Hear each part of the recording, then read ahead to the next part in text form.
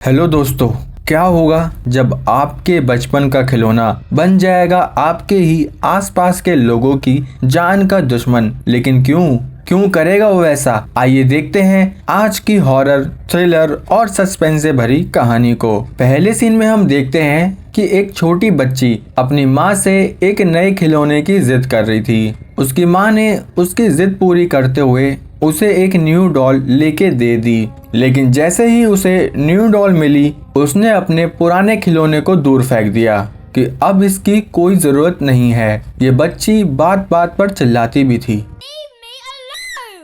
उसी रात जब सब सो गए तो जहां उसने अपना पुराना खिलौना फेंका था, वहां से कुछ धुआं निकलने लगा और साथ ही उस खिलौने की आवाज भी आने लगी। जैसे ही इस बच्ची की आंख खुली, सारा धुआं और वो आवाज गायब हो गए। उस लड़की ने उठकर देखा तो एकदम से वो खिलौना निकल आया। वो चिल्लाने लगी। तभी उसकी मॉम वहां आ गई, जिसने कहा कि अगर अब चिल्लाई तो गाल लाल कर दूंगी, और ये कहकर वो चली गई। उसके बाद वो खिलौना उसी बच्ची के बगल में आ गया, जिसको देखकर वो फिर चिल्लाने लगी। जब उसकी माँ दोबारा वहां आई तो उसने देखा कि यहाँ से सीन शिफ्ट हुआ, जहाँ जैक नाम का लड़का अपने खिलौने बेनी की ड्राइंग बना रहा था। जैक असल में एक फेलियर एग्जाम्पल था। उसके साथ काम करने वाले कई गुना उससे आगे थे, जिसमें एक था रिचर्ड, जिसके प्रोजेक्ट्स सबको पसंद आते थे। वहीं जैक के प्रोजेक्ट्स की कोई इज्जत नहीं करता, उल्टा उसके प्रोजेक्ट्स का सब मजाक बनाते। यहाँ तक कि उसकी गर्लफ्रेंड भी इस बात पर उसे छोड़कर चली गई कि वो अभी तक अपने पेरेंट्स के साथ रहता है, या हो सकता है इसलिए छोड़ गई क्योंकि उसने जैक के छोटे बच्चों वाला कमरा देख लिया था। अगले दिन जैक का बर्थडे था। उसके पेरेंट्स एक सरप्राइज प्लान कर रहे थे कि तभी उसके पापा का पैर फिसल गया और ये मूर्ति सीधा उनके मुंह पर आकर गिरी, और उसके पापा की वजह से उसकी माँ भी प्लेट के ऊपर जाकर गिरी, जिसके सारे बैम्बू स्टिक उसके चेहरे में घुस गए। ये देखकर जैक काफ़ी सैड हुआ और कहानी 10 महीने आगे आई, जहां वो अपने लोन्स की EMI नहीं पे कर पा रहा था। इसलिए एक लोन एजेंट फिल उसके घर आया। जैक उसके लिए बढ़िया चाय नाश्ता तैयार करके ले आया। जब फिल ने बताया कि तुमने अगर जल्दी से अपनी किस्तें नहीं भरी तो अगले हफ्ते तुम्हारा ये घर मैं नीलाम करवा दूंगा।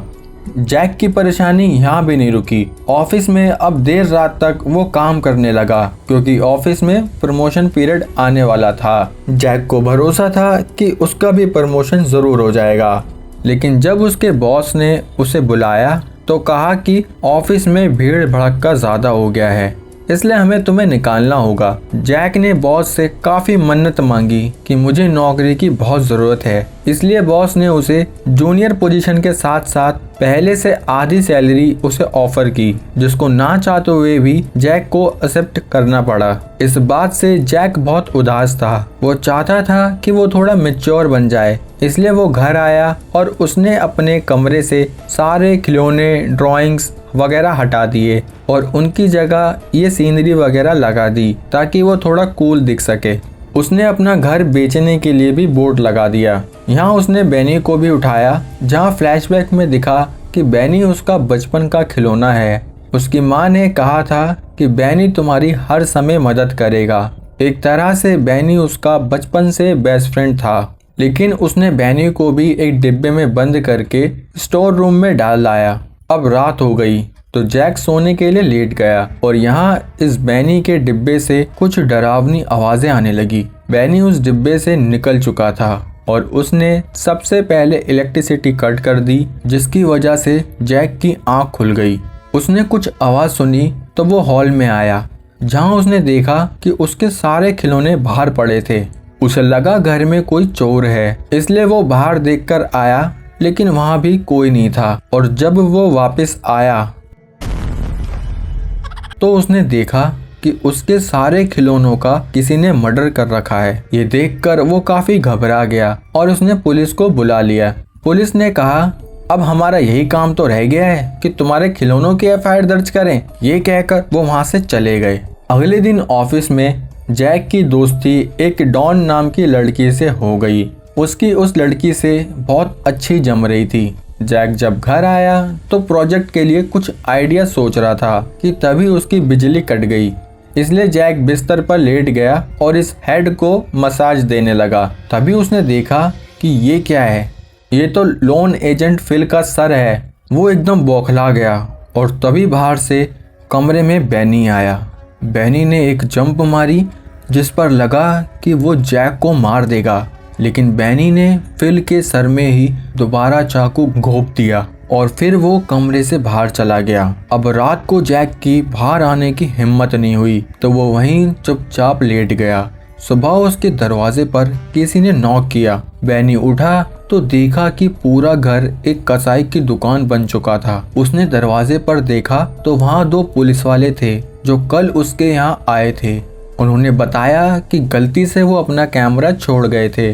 तब बैनी ने कहा कि 2 मिनट मैं ज़रा पजामा पहन लूं, और अंदर जाके उसने उस कत्ल खाने को वापस घर में बदलने की पूरी कोशिश की। जब पुलिस अंदर आई तो कैमरा लेके उन्होंने उस एजेंट के बारे में भी पूछा कि क्या तुमने इसे देखा है। जैक ने साफ मना कर दिया और जैसे तैसे पुलिस को वहां से रफा दफा किया।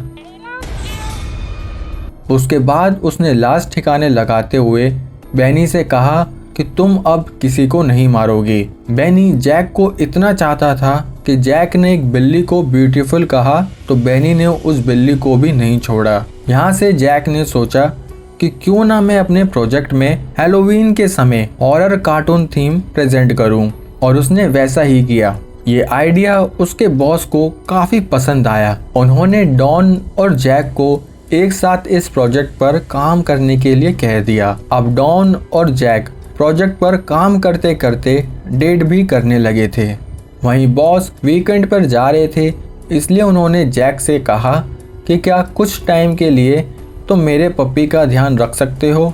जैक को ना चाहते हुए भी हाँ करनी पड़ी और डॉन ने भी कह दिया कि फिर उसी रात हम भी तुम्हारे घर टाइम स्पेंड करेंगे। यहाँ जैसे कि जैक अपना घर बेचना चाहता था, इसलिए उसके घर एक प्रॉपर्टी डीलर जैक की ही एक्स को उसका घर दिखाने लाया और उस घर के बारे में बुरा बुरा भी बोलने लगा कि अभी इस कबाड़ को आप ले लो और फिर बाद में सही करा लेना। बैनी तो बिल्कुल नहीं चाहता था कि वो घर बिके, इसलिए उसने उस डीलर को वहीं मार दिया और फिर वो जैक की एक्स के पीछे भी भागने लगा, जो काफी भागती रही और जैसे तैसे घर की अटारी पर चढ़ गई। जब तक यहाँ जैक भी आ गया था और यह हाल देखकर उसका दिमाग खराब हो गया। उसने पहले उस बॉडी को ठिकाने लगाया, फिर बैनी पर चिल्लाने लगा। इस बार उसने बैनी को फिर से बंद कर दिया। रात को उसके बॉस का पपी और डॉन भी आ चुकी थी। बैनी जो बिल्कुल नहीं मानने वाला था, वो उस डब्बे से फिर निकल गया। यहाँ बाहर आकर उसने उस पपी को देखा और उसने उस पपी को बहुत भयंकर तरह से मार दिया। डॉन जैक को बता रही थी कि बचपन में उसके बर्थडे से 2 दिन पहले उसके पापा ने उसकी एक डॉल फेंक दी थी और बर्थडे वाले दिन उसके पापा माँ की डेथ हो गई और वो डॉल वापस आ चुकी थी। यहाँ जैक ने देख लिया कि पपी को बैनी ने मार दिया है। उसने वहाँ से साफ सफाई करके उस पपी को छुपा दिया। जब तक वहाँ डॉन भी आ गई, वो फ्रिज से कुछ निकालने लगी कि तभी वहाँ बैनी भी आ गया। जैक ने देखा कि बैनी डॉन को मारने वाला है। उसने डॉन से कहा, मैं तुमसे प्यार नहीं करता, और बैनी वहीं रुक गया। डॉन को लगा जैक का दिमाग खराब है, इसलिए वो उसका दिमाग ठीक करने उसे कमरे में ले आई। लेकिन जैक को पता था कि ये डॉन की आखिरी रात हो सकती है। वो वहाँ से भागा और उस पपी का कुछ इलाज सोचने लगा। तभी याद आया कि कमरे में डॉन तो अकेली है। वो भागकर गया और देखा कि बैनी डॉन पर हमला करने बढ़ रहा है। उसने बैनी को रोकने के लिए नाटक किया जैसे वो पपी को रोक रहा है, और उसने पपी को बाहर फेंक दिया, जो सीधा उसके बॉस की गाड़ी पर आकर गिरा। इस बात से बॉस ने उसे जॉब से बाहर निकाल दिया और डॉन भी उसकी इस हरकत से उसे छोड़कर चली गई। जैक को बहुत गुस्सा आया और उसने बैनी को एक वुडन बॉक्स में बंद करके गार्डन में दफनाया। अगली सुबह उसके पास डॉन अपना पेन ड्राइव लेने आई जैक उसे समझाने लगा कि मैंने उस पपी को इसलिए मारा क्योंकि तुम्हें रेबीज हो जाता। ये सुनकर डॉन पिघल गई और फिर उस रात वहीं रुक गई। यहाँ बेनी फिर से उस डिब्बे से निकल चुका था। उसने ये देख लिया था कि डॉन जैक के क्लोज आ गई है, इसलिए वो डॉन के पीछे पड़ गया। उसके साथ वो ऑफिस तक पहुंच गया। जैक घर का हाल देखकर समझ गया कि बेनी फिर से आज़ाद हो चुका है। वो जल्दी से उस ऑफिस में पहुंचा। उसने उन सबको कहा कि टेडी से दूर रहो, ये तुम्हारी जान ले लेगा। ये सुनकर सब हंसने लगे, जिसके बाद दिमाग लगाते हुए उसने कहा कि आई लव यू रिचर्ड। ये सुन के बेनी ने रिचर्ड के हाथ में चाकू घोंप दिया और वहाँ भगदड़ मच गई। वहाँ से जैक, रिचर्ड और डॉन भागकर जैक के घर आ गए और यहाँ बेनी ने उस कमरे में बाकी सभी लोगों को मार दिया। यहाँ ये प्लान करने लगे कि आखिर बेनी से छुटकारा कैसे पाएं। उन्होंने बेनी से निपटने के लिए कुछ तैयारियां भी करी और जैक ने डॉन को एक कमरे में रहने को कहा क्योंकि बेनी डॉन के पीछे ही पड़ा था। बेनी यहाँ घर पहुँच रहा था और तभी डॉन को एक गिफ्ट मिला। उसने वो गिफ्ट खोला तो उसमें वही उसकी बचपन की डॉल थी। वो डॉल उसे मारने के लिए आगे बढ़ी। डॉन यहाँ चिल्लाने लगी और जब जैक उसे देखने जाने लगा तभी बीच में आ गया बेनी। जैक ने बेनी पर फायर अटैक किया लेकिन बेनी फिर बच गया। फिर रिचर्ड के रोबोट और बेनी में फाइट होने लगी। यहाँ बेनी ने उस रोबोट की हालत बुरी कर दी। रिचर्ड का पुराना रोबोट भी उसे बदला लेने आ चुका था और उसने रिचर्ड के पेट में ब्लेड मारा। यहाँ डॉन कमरे से निकलकर भाग रही थी। रिचर्ड के रोबोट ने उसके पेट में मशीन चला दी जिससे वो वहीं मर गया। लेकिन यहाँ डॉन ने डर पर काबू करके उसकी डॉल को वहीं मार दिया। लेकिन बेनी डॉन के पीछे भागा और उसने डॉन की गर्दन पर चाकू रख दिया। यहाँ पुलिस भी आ चुकी थी क्योंकि इनको पता चल गया था कि फिल लास्ट टाइम यहीं आया था। जैक ने बेनी से माफ़ी मांगी कि उसने उसके साथ गलत बिहेव किया और बेनी को कडल करने बुलाया। बेनी खुशी से उसके पास कडल करने आ गया। वो कडल कर ही रहे थे कि जैक उसे चाकू मारता, तभी डॉन ने बेनी को साइड में फेंक दिया। बेनी फिर चाकू लेके दौड़ा और सीधे खिड़की से बाहर गिर गया, जहां पुलिस ने देखा कि ये कैसा खिलौना है जो उनको मारने के लिए दौड़ रहा था। उसे देखकर उन्होंने बेनी पर बुलेट्स शूट कर दी जिससे बेनी वहीं मर गया। और यहीं हमारी कहानी का भी एंड हुआ दोस्तों। कहानी जिसने सिखाया कि हमारे खिलौने होते तो नॉन लिविंग हैं, लेकिन बचपन में हम जैसे उन खिलौनों से प्यार करते हैं वो एकदम लिविंग होता है। और अगर सच में खिलौने लिविंग होते तो वो कैसा फील करते, क्योंकि आज के टाइम में बच्चों का खिलौना उनका फ़ोन बन चुका है। कहानी कैसी लगी वीडियो को लाइक कमेंट करके ज़रूर बताना। चैनल पर नए हो तो सब्सक्राइब तो ज़रूर कर लेना। मिलते हैं हमारी अगली वीडियो में, तब तक के लिए जय हिंद।